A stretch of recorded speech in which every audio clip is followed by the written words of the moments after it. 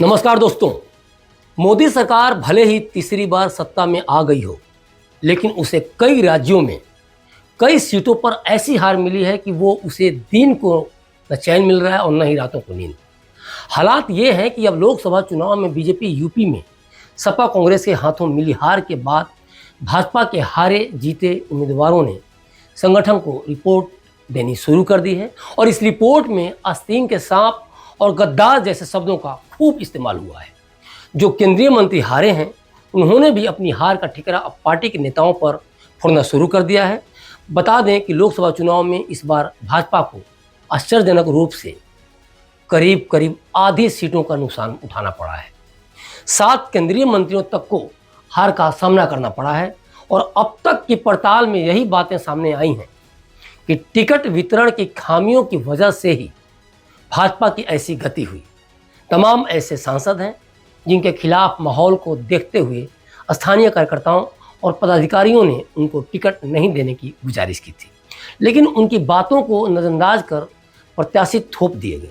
लिहाजा नाराज पार्टी कार्यकर्ता भी घर बैठ गए और जिसका परिणाम साफ तौर पर लोकसभा चुनाव के बाद देखने को मिला। हार से नेता और संगठन इतना बौखलाया हुआ है कि जिन बड़े चेहरों को हार मिली है उन्होंने भी पार्टी नेताओं पर हार का ठिकरा फोड़ना शुरू कर दिया है। और टिकट बंटवारे के मसले पर मामला तो पहले से ही सुलग रहा था, लेकिन बात बाहर न जाए, इससे कार्यकर्ताओं का मनोबल न गिरे, इसलिए प्रदेश संगठन इसे दबाता रहा। और इसका नतीजा क्या हुआ कि भाजपा शीर्ष नेतृत्व तक नहीं पहुंचने दिया गया पूरी बातों को, और सुधारों की गुंजाइश की बजाय भीतरघात की बात को नकारा जाता रहा। इसलिए पूरी की पूरी मिट्टी पलीद हुई भाजपा की। अब नेताओं का क्या कहना है, जरा इस पर भी विचार कर लेते हैं। पहले मिर्जापुर की बात कर लेते हैं। मिर्जापुर लोकसभा सीट से तीसरी बार जीत हासिल करने के बाद अनुप्रिया पटेल के करीबी लोगों का कहना है कि भाजपा के कार्यकर्ता अंदर ही अंदर सीट हराने की कोशिश करते रहे, वे सिर्फ बाहर से ही साथ रहे। मोहनलालगंज सीट पर पराजित केंद्रीय राज्य मंत्री रहे कौशल किशोर भी पार्टी कार्यकर्ताओं पर उनके खिलाफ काम करने का आरोप लगा रहे हैं। उनका कहना है कि उन्होंने पार्टी नेतृत्व को जानकारी दे दी है। उन्नाव से लगातार तीसरी बार जीत दर्ज करने वाले साक्षी महाराज ने इस बार जीत का अंतर कम होने के पीछे भीतरघात को जिम्मेदार बताया है। उन्होंने कहा कि पार्टी के अंदर काम करने वाले कुछ गद्दारों और आस्तीन के सांपों की वजह से वोट कम हुए। केंद्रीय मंत्री रही साध्वी निरंजन ज्योति का कहना है कि फतेहपुर में उनकी हार का कारण पार्टी के अंदर के कुछ लोगों की भीतरघात है। भाजपा के रामपुर से उम्मीदवार रहे घनश्याम सिंह लोधी ने अपनी हार के लिए मुख्य रूप से धार्मिक आधार पर ध्रुवीकरण करने को जिम्मेदार ठहराया है। उन्होंने पार्टी के कुछ नेताओं पर सहयोग नहीं करने का भी आरोप लगाया है। उन्होंने यहाँ तक कहा कि पार्टी संगठन को उनके बारे में सूचित कर दिया गया है। पार्टी ही नहीं, मैं भी हार की समीक्षा कर रहा हूँ, ये उनके बयान हैं।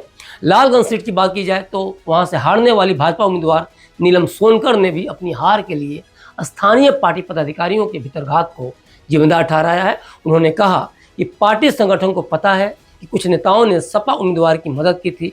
गाजियाबाद की लोनी सीट से बात की जाए तो बीजेपी विधायक नंद किशोर गुर्जर ने आरोप लगाया है कि पार्टी भीतरघात की वजह से वे सब हारे हैं। उनका कहना है कि कुछ लोगों ने भीतरघात किया है, रणनीति के तहत बीजेपी को हराया गया है। श्रावस्ती सीट पर भी स्थानीय पार्टी नेताओं ने एक पूर्व सांसद और प्रभावशाली भाजपा नेता पर भीतरघात का आरोप लगाते हुए कहा कि उन्होंने ब्राह्मणों और कुर्मियों सहित पार्टी के कोर वोटर से पार्टी के खिलाफ वोट कराया। इससे साकेत मिश्रा को हार का सामना करना पड़ा। तो ये सारी बातें नेताओं की हैं, और ऐसा नहीं कि जहां भाजपा नेता हारे वहीं ये आरोप लग रहे हैं, बल्कि कई ऐसी सीटें हैं जहां बीजेपी जीत गई, लेकिन इन सीटों पर भी जमकर घात प्रतिघात के आरोप पार्टी के नेता लगा रहे हैं। मेरठ की बात कर लें तो अरुण गोविल वहां से तो चुनाव जीत गए हैं, लेकिन इशारों में अपने खिलाफ साजिश की बात कह चुके थे। वहीं मुजफ्फरनगर सीट की बात करें तो प्रत्याशी केंद्रीय मंत्री संजीव बालियान और भाजपा विधायक संगीत सोम के बीच सियासी जंग जाहिर है। बांदा के प्रत्याशी आर.के. पटेल के अलावा बस्ती, बाराबंकी, फैजाबाद, सुल्तानपुर, इलाहाबाद, कौशाम्बी, बदायूं और सीतापुर में भी भीतरघात के आरोप लगे।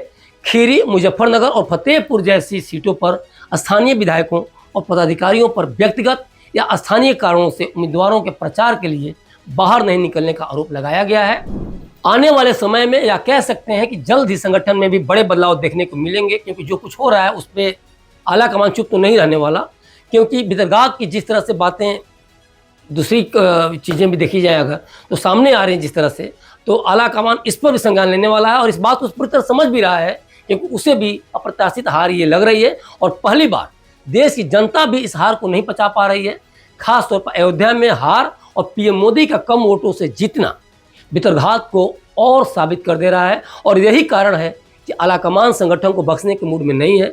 सीतापुर, बस्ती, चंदौली, फैजाबाद, जौनपुर, मछली शहर, भदोही, फिरोजाबाद, मैनपुरी, लालगंज समेत करीब 36 सांसदों का टिकट काटने को लेकर आदेश राज्य स्तर से दिया गया था, लेकिन इस पर काम नहीं हुआ और हाईकमान ने उसमें से 24 लोगों को दोबारा टिकट दे दिया, जो यूपी में भाजपा का संख्या बल घटाने में बड़ा कारण साबित हुआ।